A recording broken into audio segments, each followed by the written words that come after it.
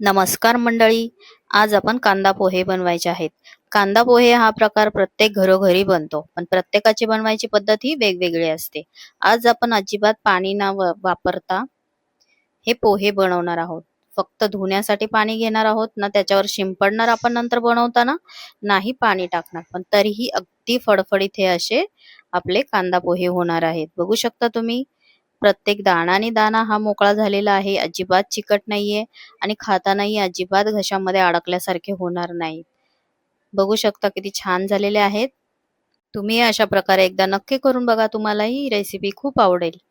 तुम्ही नेहमी या पद्धतीनेच कांदा पोहे बनवून खाल. तर आता हे मी पोहे घेतलेले आहेत, तर मी या जाळीच्या भांड्यामध्येच ओतून घेते. आता हे जवळजवळ अर्धा किलो आहे. अर्धा किलो मधले मी थोडेसे काढून घेतलेत बाजूला. आता आपण हे जाळीमध्ये घेतलेत ना, ते ह्याला आपण आहे ना आता चाळून घेऊया, म्हणजे थोडाफार काय असं भुगा वगैरे असेल ना, तो ते त्याच्यातनं पडतो, म्हणजे बारीक कण वगैरे असे राहत नाहीत. तर तेच भांडं आपण आता ठेवूया दुसऱ्या भांड्यामध्ये आणि त्याच्यावरती पाणी ओतून घेऊया. अजिबात चोळायचं नाहीये पोहे कधीही धुताना. अलगद फक्त पाण्याने भिजवूनच घ्यायचे असतात. त्याला रगडत बसलो ना आपण की ते लगेच तुटतात. त्याच्यामुळे त्याला हलक्या हाताने हलवून वर खाली करून घ्यायचे आणि जाळीच्या भांड्यामध्येच आपण धुतलं ना, तर आपल्याला पाणी काढायलाही पटकन भेटतं, म्हणजे पोहे जास्त आपले नरम होत नाही. बघू शकता, आपण ही जाळी उचलली की पाणी आपलं बरोबर खालच्या खाली राहतं आणि आपले पोहे हे बाजूला आपण काढून ठेवू शकतो. तर थोडा वेळ आपण निथळण्यासाठी ठेवून देऊया. आता कांदा पोहे म्हटलं की कांदा हा भरपूर घ्यायचा. एकदम कमी कांदा घेतला ना, तरीही घशाला आपल्या अडकल्यासारखे पोहे होतात. त्यामुळे कांद्याचं प्रमाण हे जास्तच ठेवायचं कधीही पोहे बनवताना. तर मी इथे 4 ते 5 मीडियम साईजचेच कांदे, बघू शकता तुम्ही, छोटे कांदे आहेत, ते मी आता बारीक चिरून घेतलेले आहेत. कांद्याने टेस्ट पण खूप छान येते पोह्यांची, त्यामुळे कांदा हा आवर्जून जास्त घाला तुम्ही. आता आपण हे 5 ते 6 मिरच्या घेणार आहोत आणि त्याही चिरून घेऊया. तर तुम्हाला कसं तिखट हवं आहे तसं तुम्ही मिरच्या वापरा. तर मी इथे 6-7 मिरच्या घेतलेल्या आहेत.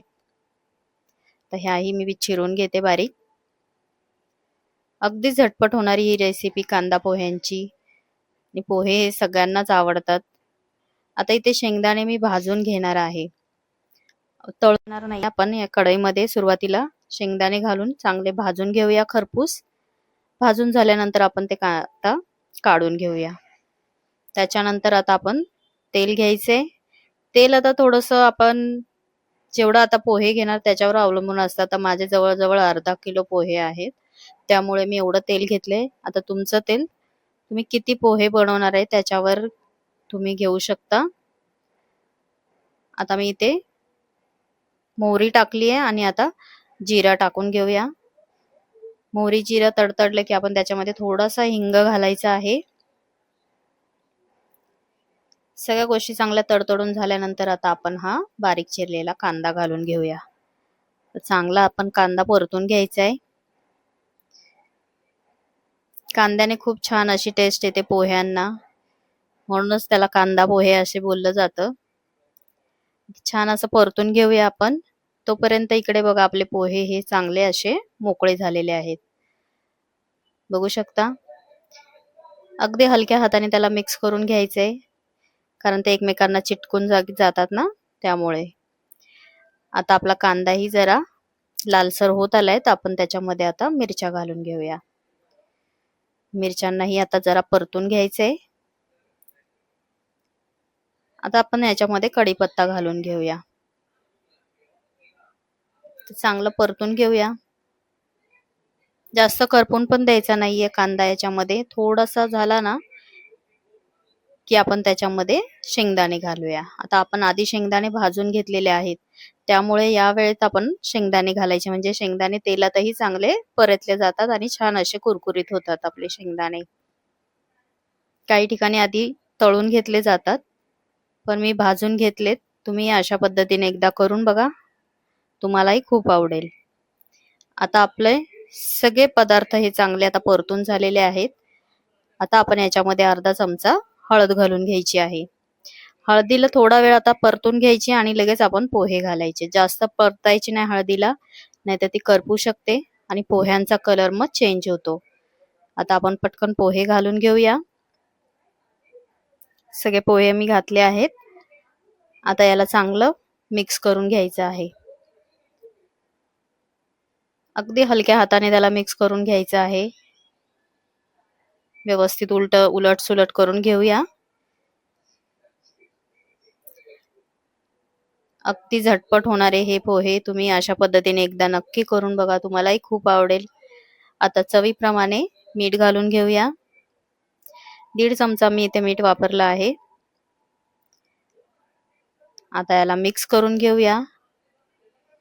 आता आपले पोहे तर जवळजवळ तयारच आहेत, पण याला आपण एक वाफ द्यायची आहे. वाफ दिल्यानंतर जी वाफ येते ना, ते पोहे खाण्यास वेगळीच मजा असते. आणि अशी वाफ दिल्यानंतर आहे ना, आपले पोहे अगदी मऊ होतात आणि मोकळे होतात. बघू शकता तुम्ही कसे मोकळे झालेले आहेत आणि दाणानी दाणा आपला हा फुललेला आहे. अजिबात घशामध्ये आता हे पोहे अडकणार नाही. वाफ दिल्यामुळे ते एकदम असे टपोरे फुगलेले आहेत. आता त्याच्यामध्ये आपण कोथिंबीर घालून घेऊया आणि मिक्स करून घेऊया. आपले पोहे हे गरमागरम पोहे तयार आहेत. बघू शकता तुम्ही किती छान झालेले आहेत. अगदी झटपट होतात, अजिबात वेळ लागत नाही. वरून पाण्याचा शिंपडा मारायची गरज नाही आणि पाणीही घालायची गरज नाही. तर बघू शकता कसे छान झालेले आहेत. अगदी पोहे मोकळे झालेले आहेत आपले. बघा तुम्ही अशा पद्धतीने नक्की करून बघा, तुम्हाला ही रेसिपी खूप आवडेल. आणि तुम्हाला जर ही रेसिपी आवडली असेल तर लाईक आणि सबस्क्राईब करायला विसरू नका. गरमागरम पोह्यांवरती लिंबू आणि खोबऱ्याचा किस आणि बारीक शेव हे टाकून मस्त गरमागरम पोहे एन्जॉय करा. कसे वाटले तुम्हाला हे माझे कांदा पोहे? मला नक्की कमेंट्स करून सांगा. व्हिडिओ पूर्ण बघितल्याबद्दल धन्यवाद.